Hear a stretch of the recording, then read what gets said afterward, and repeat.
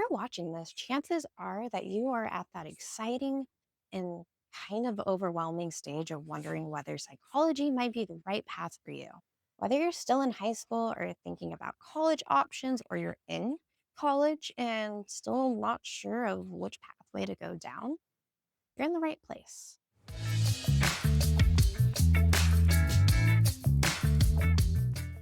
So, who am I to tell you all this? Well, I'm Jen. It's nice to meet you. I'm a licensed marriage and family therapist in the state of Washington. I'm also a certified sex therapist, a registered provisional art therapist, and certified sexologist. I've been in the mental health world for nearly a decade, and I have a lot of experiences navigating the different pathways of psychology, different fields that you can work in, settings, environments, and populations. I remember being in your shoes, curious about how the mind works, fascinated by people and behavior, but also confused about what studying psychology actually leads to. If you've been told to go get a job now that you've graduated, or what are you going to do with that degree, this is your opportunity to figure out some potential pathways to go down so that you can answer that question.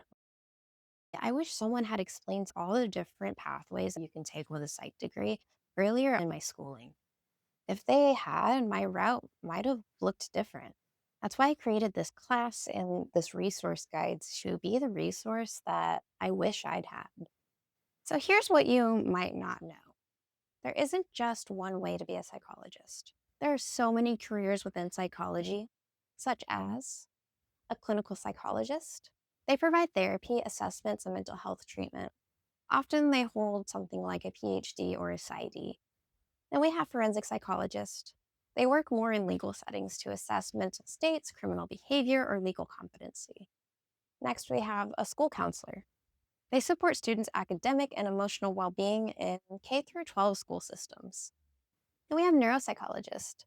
They focus on brain behavior relationships. They often work with brain injuries, stroke, and neurological conditions.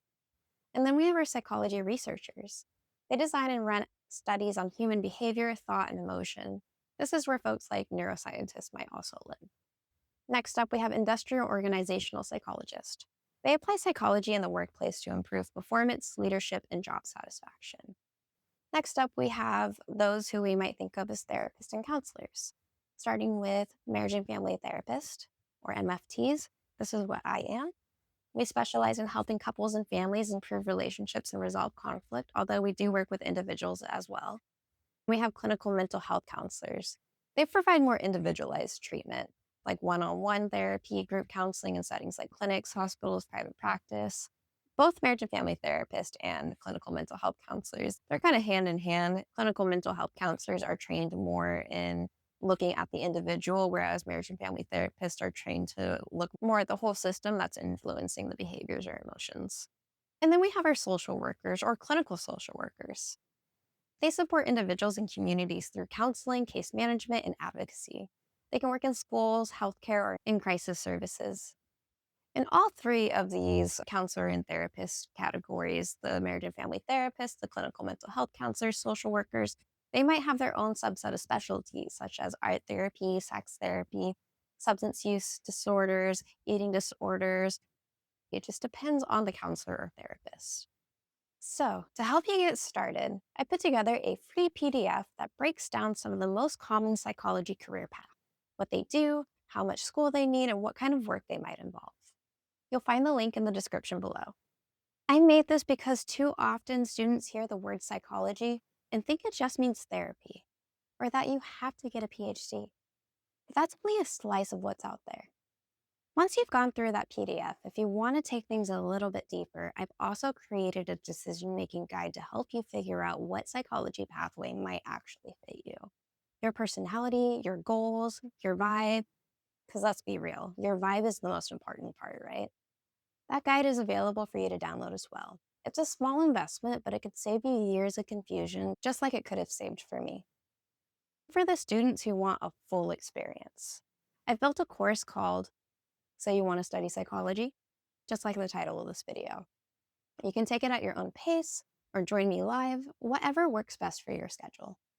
In this course, we'll explore what psychology is and isn't, subfields you'll probably never heard of, famous and infamous psych studies, career prep, and what to expect in college psych programs. For those that are already in college, we're going to talk about the different pathways like graduate school, if that even is required, what the different pathways are, how you can change your pathway if you wanted to. We can go over it all. If you're thinking about studying psychology or just want to see if it's a good fit, I'd love to help you figure that out. I built this with you in mind.